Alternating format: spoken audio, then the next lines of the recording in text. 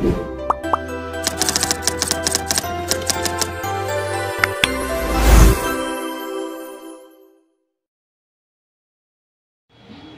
day everyone. Today we'll be talking about one of the key figures and events that sparked the Philippine Revolution, Dr. Pio Valenzuela and the cry of City of Pugadlawin. This moment marked the Filipinos' collective decision to rise against Spanish rule, and Dr. Valenzuela played a major role in shaping that revolutionary spirit. Who is Pio Valenzuela? Dr. Pio Valenzuela was born on July 11, 1896 in Polo, Bulacan. What we know as Valenzuela City, named in his honor, he was not only a physician but also a patriot, reformer, and a key member of the Katipunan, the secret society that aimed to free the Philippines from Spanish colonization. Valenzuela was introduced to the Katipunan by Andres Bonifacio himself. Using his medical profession as a cover, Valenzuela helped organize members, recruit supporters, and even handle the revolutionary newspaper, Ang Kalayaan, which spread nationalist ideas disguised as a harmless publication.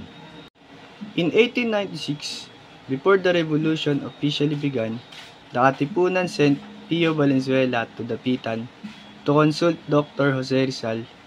Bonifacio wanted Rizal's advice and perhaps his blessing for an armed uprising.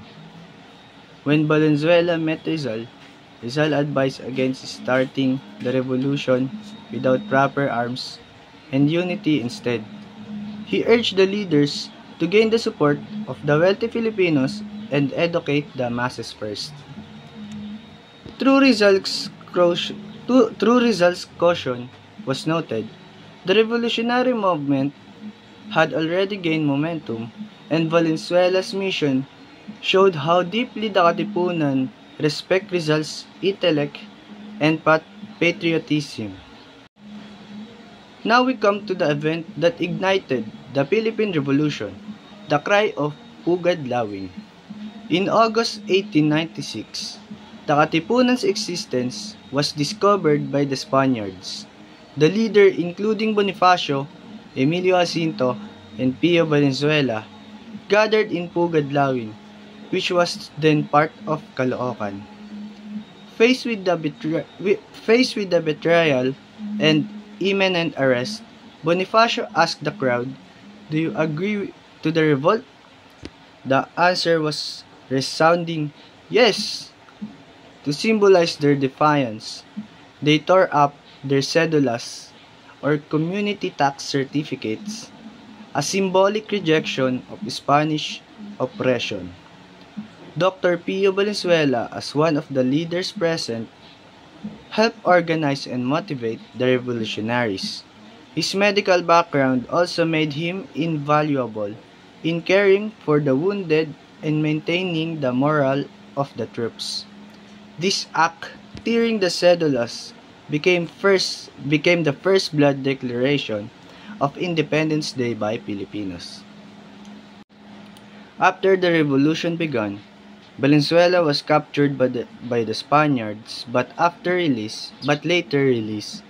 Even after independence, he continued to serve the country, becoming a mayor, a provincial board member, and a public servant. He also one of the most detailed eyewitness accounts of the cry of Pugadlawin, which historians still use today to understand the early days of the revolution. Through his writing and service, Valenzuela proved that the revolution was not just about fighting. It was about leadership, conviction, and love for the nation. Dr. Pio Valenzuela was more than a physician. He was a revolutionary thinker, a message of freedom, and a witness to the birth of our nation's struggle for independence. The cry of Pugadlawin reminds us that freedom begins when people unite for a common cause with courage and conviction in their heart. Thank you.